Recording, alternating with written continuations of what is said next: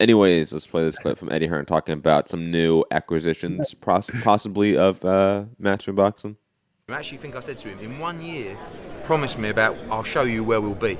Well, we're 10 months in, and there's a lot of big news coming. It's not just Mikey Garcia, it's 5 or 6 other guys now looking to jump ship to DAZN.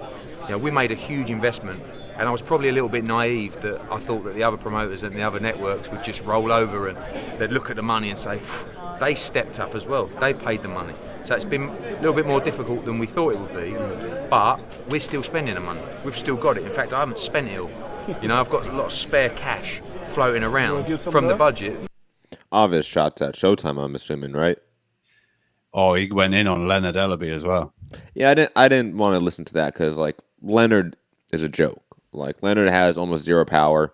Like, he wasn't in Mike's top 20, was he? Or 25? I don't think so. No, he wasn't.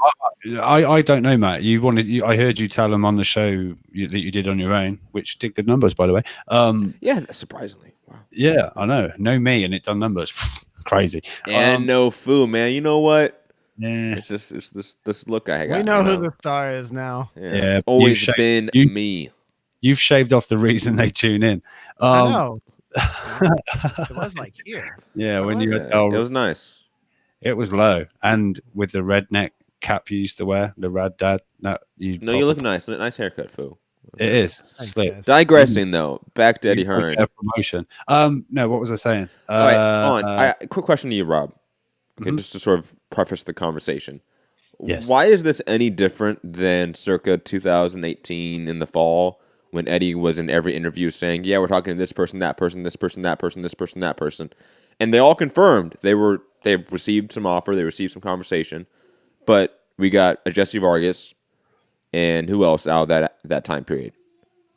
You know what I mean? Like, why is this time any different than that? Canelo, Triple G. I don't know. Maybe the money is. I don't know. Maybe now DAZN is being seen more as a official boxing network, being taken way more seriously. They've got more, I guess, numbers that they could perhaps share with these people they're talking to.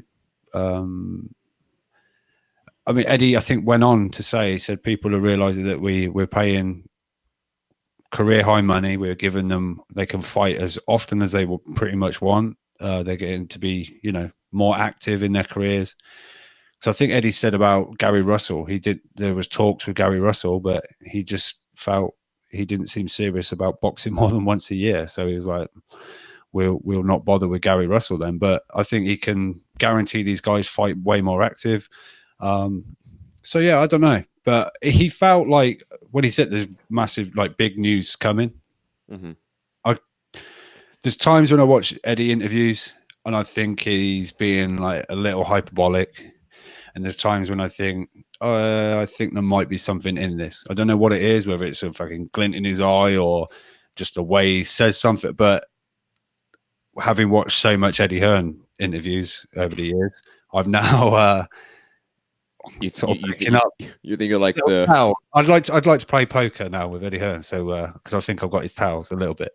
I don't know. I just feel like this one, I sense there is something quite big coming. Whether it's just Mikey, whether it's even Mikey, but what if it's, I don't know, a Charlo because Canelo's over there or something? You know what I mean? I don't know.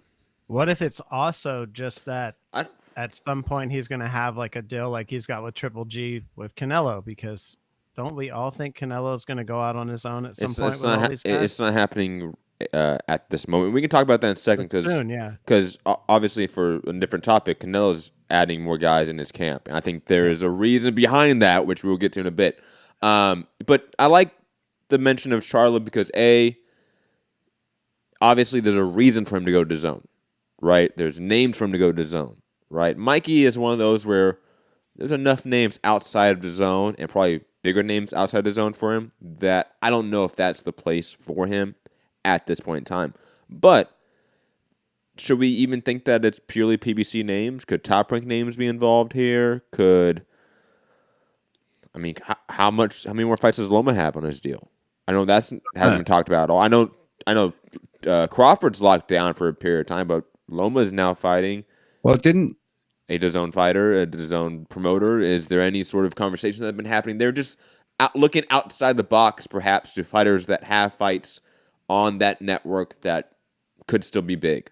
Because Mikey, to me, it still doesn't make sense, to be quite honest. Until we know the winner of that World Boxing Super Series, and we know that winner is tied to DAZN, there is 0 sense for Mikey to go to DAZN right now. 0. Like I say, there must be other knowledge being passed on, because purely just signing. I mean, it wouldn't shock me if he just signs for the money, but Mikey does seem a kind of take fights that mean something. I agree. To you, rather than just money grabs, even though you might argue that Errol Spence was a money grab and that he stood literally no chance, which kind of panned out, but it was a fight that, like, whether you think he's crazy or did it for the money or whatever, but it was ballsy, and he seems a ballsy kind of sort of character. So, I'm not going to say it was just purely a money grab. I agree. And I definitely understand sort of the vibe you get from Mikey. Also, Lunatic in the chat saying, if I'm Eddie, I throw my budget at Mikey, Progress, and Taylor and tie at 140. Oh. Blog talk. Be quiet there. Wilding right now. Yeah, God. So, but April 30th. Oh, sorry. Hold on. I don't know if that's possible, but if, let's say, if Eddie / DAZN can tie up Mikey, Progress, and Taylor, that's a great grab, obviously. It's not a game changer in the market, but it's a great grab for boxing. Absolutely. Well, and Fight Hype had a video April 30th of 2015 where I guess Bob announced that Vasyl Lomachenko signed a 5-year contract. So, we're close to the end of that then. But I think about 6 more months on it. When was the date? April 30th, 2015. So. Yeah, getting close. Ooh. Maybe a year or so of that. But yeah, Mikey just doesn't make sense to me.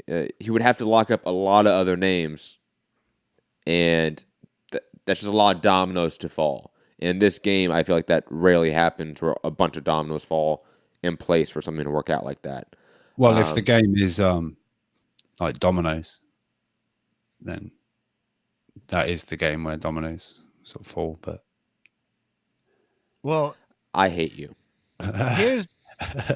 Here's the thing: like, if it doesn't make sense for Mikey, it doesn't really make sense for DAZN either, because who are they going to match him with?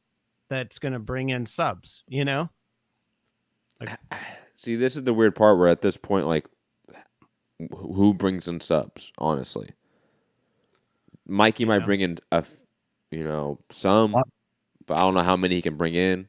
And like you said, what fights he can match him up with? The big fights, again, probably aren't at 140 for him. Kell Brook, Amir Khan, those are two sort of DAZN guys at 147. Maybe match him up with that. Virgil Ortiz.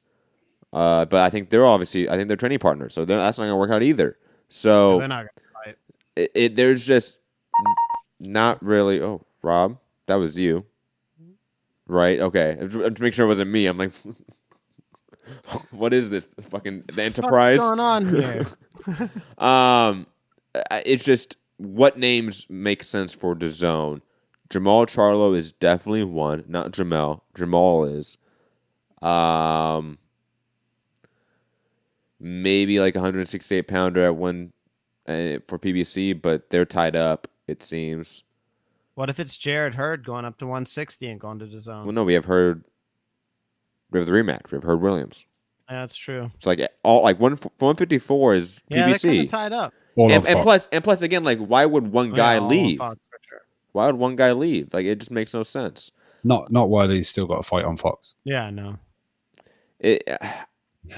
I think DAZN doesn't have, or I should say Eddie doesn't have 5 or 6 guys he's talking to, honestly. I think he may have sent out emails to 5 or 6 guys, but 5 or 6 guys honestly thinking about it? No. Because who are they? Or I would say this, 5 or 6 guys that matter. 5 or 6 guys that are in the top 15 universally, not just in an individual sanctioning body, universal top 15. I don't know if he has those guys. Like maybe a Jeff Horn.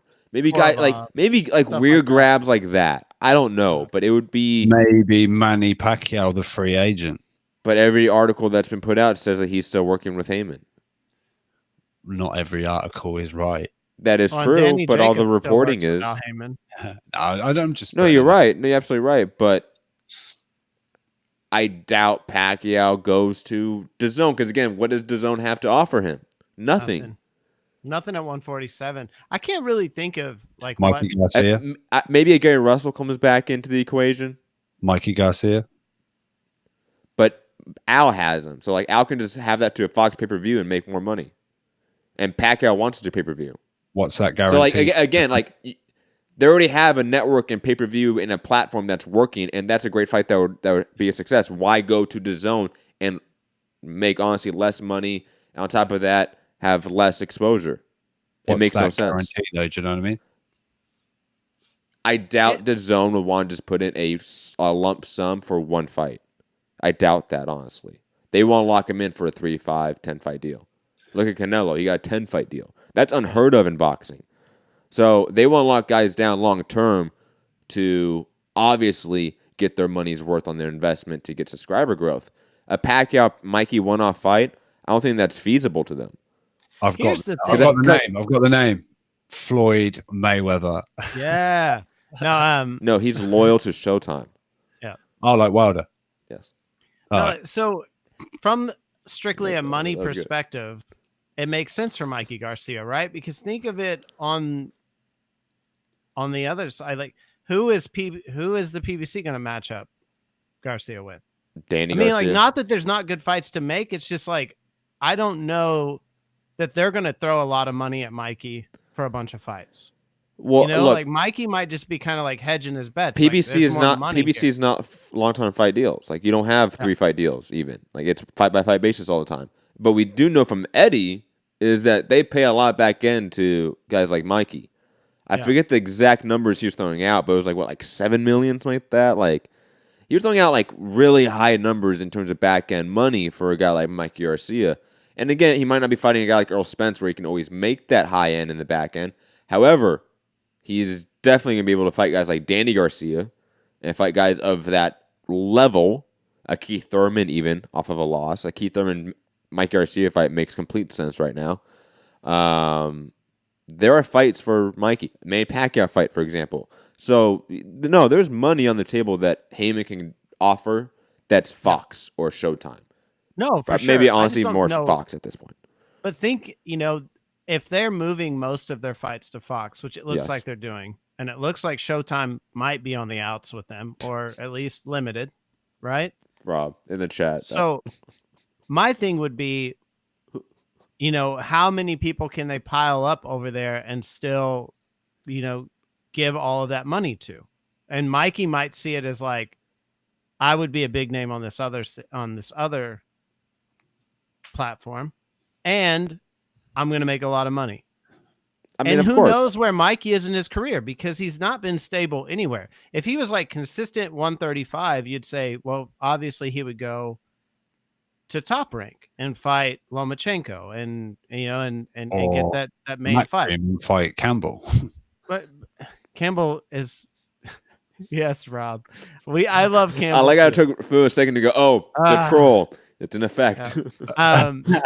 But he's not set at 147, so it's like there's really no path for him Josh Kelly in that weight, right?